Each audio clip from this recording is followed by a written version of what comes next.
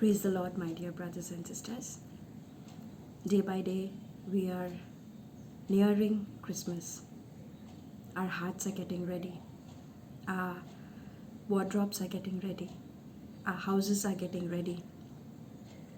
Every kind of preparation that needs to be done in this season before Christmas, we are all into it.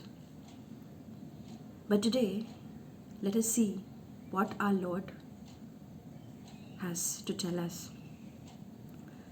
In today's gospel, as I was reflecting this morning,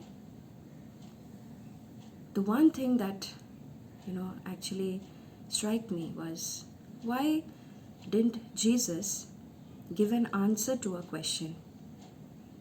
Instead, when he was asked a question, he asked another question. Today's gospel is taken from Matthew chapter 21, verses 23 to 27. I read out only to verse 23.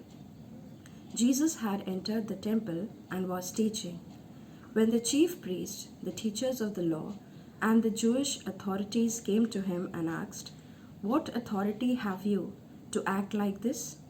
Who gave you authority to do all this?" Jesus answered them, "I will also ask you another question. If you answer me, then I will also tell you by what authority I do these things." So here, this is the one thing that actually I was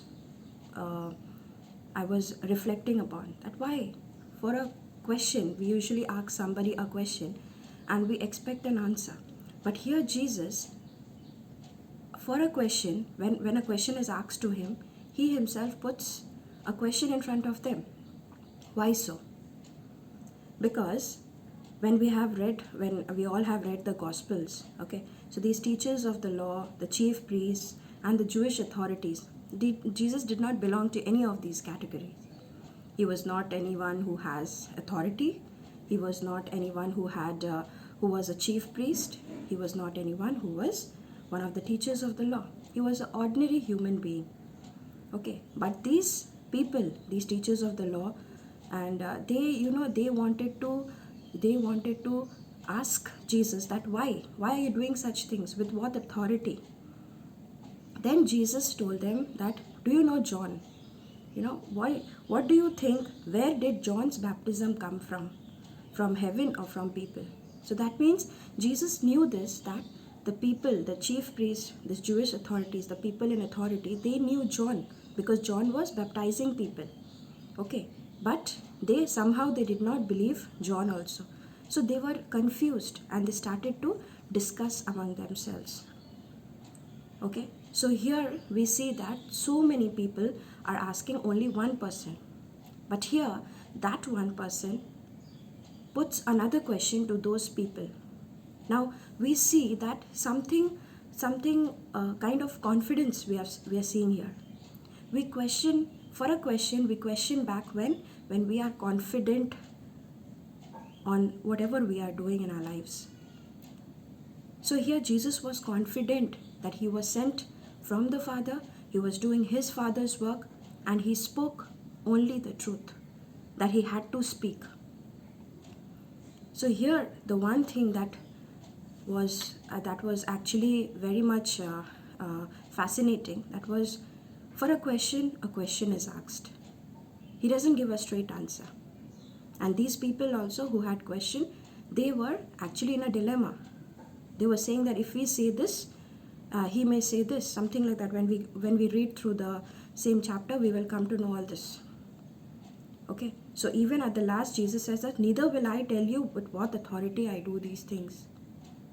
So here, my dear brothers and sisters, the one thing that we need to, take this one characteristics of our Lord, and that is to know, to have the wisdom to speak the things. We should have the wisdom to speak the things only when it is needed. The word of God says in Proverbs chapter 10 verse 19, sin will not be lacking where too many words are spoken. The prudent man controls his tongue. So whenever we'll be talking, when we'll be only talking, jabbering, gossiping, whenever such things come into our lives, then that is we are prone to sin. Sin will be lacking.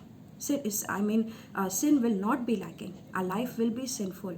Whatever we will be doing, it will all be accounted as sinful. So it is very important to have the wisdom of God. It is very important to have the knowledge of God, the Holy Spirit. Jesus had the Holy Spirit. That is why he spoke with power, with authority. There are so many questions, but Jesus, the one answer of Jesus silenced them all. Okay, and this is one thing, my dear brothers and sisters, that we have got to reflect in this Advent. Many a times we do the talking, we do always, we like to talk so much, we like to give advice to so much people, to people so much. But the one thing that is actually needed for our personal growth, for our intimacy with our Lord, and that is to know when to speak. Ephesians 4:29 says, "Do not let even one bad word come from your mouth, but only good words that will encourage when necessary and be helpful to those who hear." So only the words which can help others, that is necessary, and that only should be spoken. Other things, sometimes we become so judgmental. Sometimes we expect a lot from people, saying that you're supposed to do this and you're not doing that. But here, today, we have got to reflect upon our lives.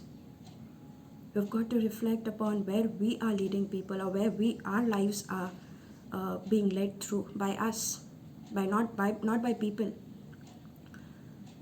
Dear brothers and sisters, in this Advent, let us have one focus, and that is our Lord Jesus Christ. Let us follow him. Let us do what he did, and only then we can prepare. We can prepare our lives, our hearts, our souls, our houses for Christ to be born again. It's very easy to go and distribute, things that is needed, that the poor needs, but it's very hard to set an example. It's very hard to say kind words. It's very hard, Sometimes in Christmas we see people dressed up so nicely. They deck up and come. Okay, and then sometimes we wait to see people during mass, during the Christmas mass. Okay, and then we do not know what that person is going through. Maybe the outwardly the person is giving his best or her best, but inside we do not know what that person lacks or how much that person is broken. Christmas is not about cakes. Christmas is about Christ.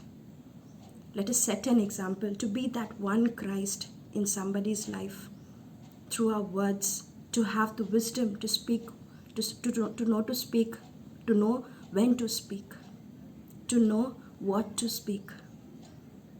This is what our Lord did, and let us reflect his example. Praise the Lord.